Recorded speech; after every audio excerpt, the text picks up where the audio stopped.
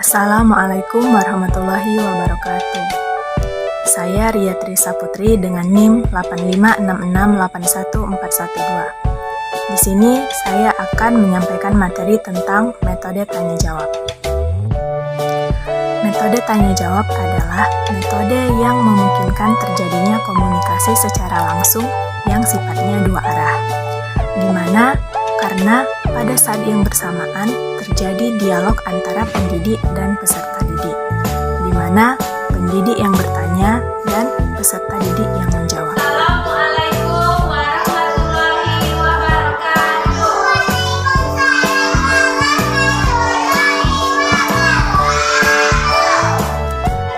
Metode tanya jawab adalah penyampaian pelajaran oleh guru dengan jalan mengajukan pertanyaan dan murid menjawab. Metode tanya jawab adalah guru menyampaikan pertanyaan, murid menjawab, atau sebaliknya, murid bertanya, guru memberikan jawaban dan penjelasan.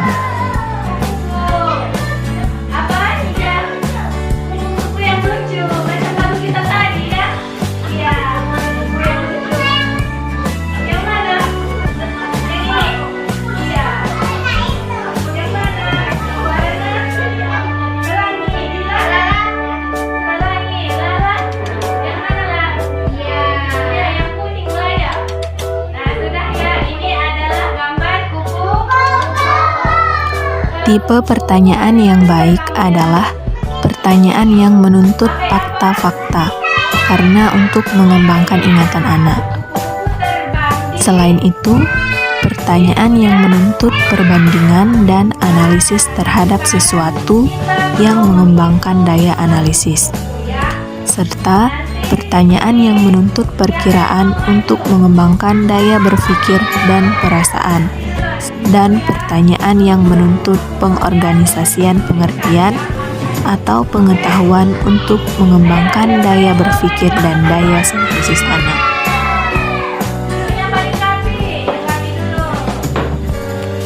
Tujuan yang akan dicapai dari metode tanya jawab antara lain: yang pertama, untuk mengetahui sejauh mana materi pelajaran telah dikuasai oleh anak. Yang kedua, untuk merangsang anak berpikir. Dan yang ketiga, memberikan kesempatan pada anak untuk mengajukan masalah yang belum mereka pahami.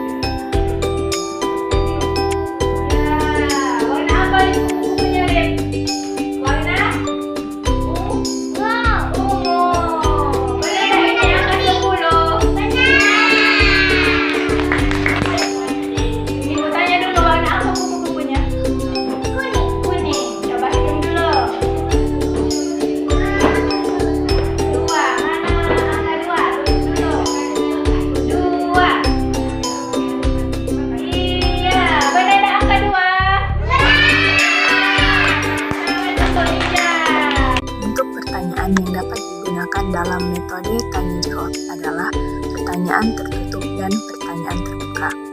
Pertanyaan tertutup adalah pertanyaan yang memungkinkan orang yang ditanya akan dapat langsung menjawab pertanyaan.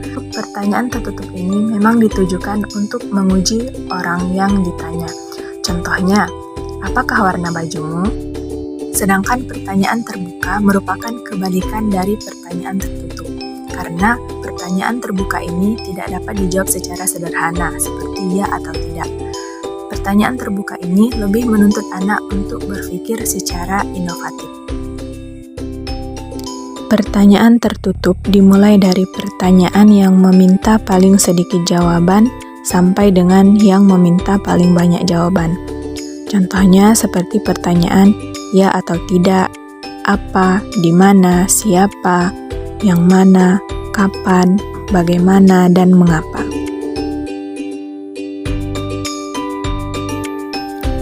Sementara itu, Jalongo menjelaskan pertanyaan terbuka bisa digunakan setelah kita dan anak membaca buku bersama-sama. Kita dapat mengajukan pertanyaan terbuka dalam 3 gradasi, mulai dari yang paling nyata sampai pada yang abstrak. Contohnya sebagai berikut. Yang pertama, write their question. Digunakan oleh anak untuk berpikir literal dan memberikan jawaban singkat yang dapat ditemukan dengan benar dalam sebuah cerita. Contohnya, berapa jumlah hewan yang bersembunyi di balik semak-semak? Yang kedua, inference question. Digunakan oleh anak dalam membaca deretan teks dan melengkapi informasi yang tidak secara langsung tertera pada teks. Contohnya, mengapa kancil berpikir bahwa ia adalah hewan yang paling cerdik?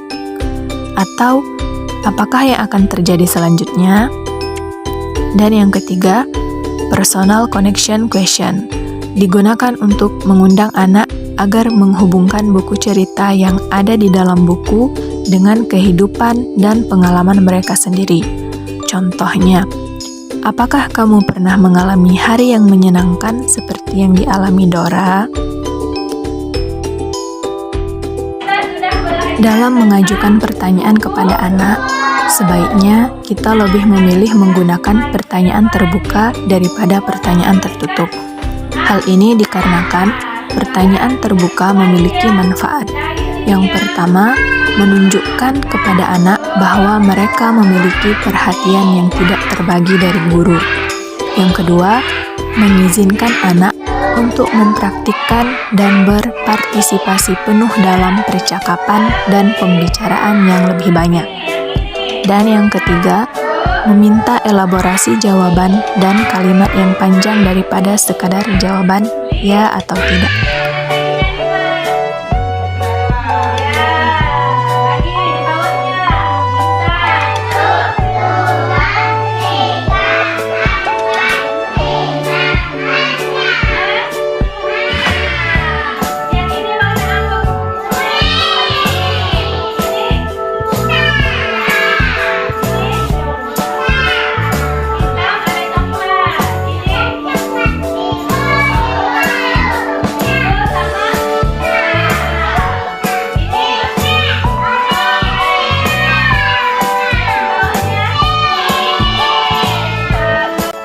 Kelebihan dari metode tanya jawab ada 4. Yang pertama, memberikan informasi yang lengkap, dilihat dari sisi isi dan bahasa.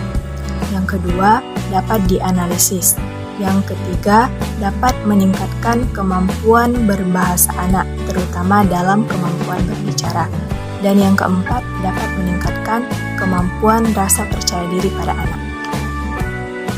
Sedangkan kekurangan dari pembelajaran dengan metode tanya jawab ada 2. Yang pertama, membutuhkan waktu yang insentif dan lama.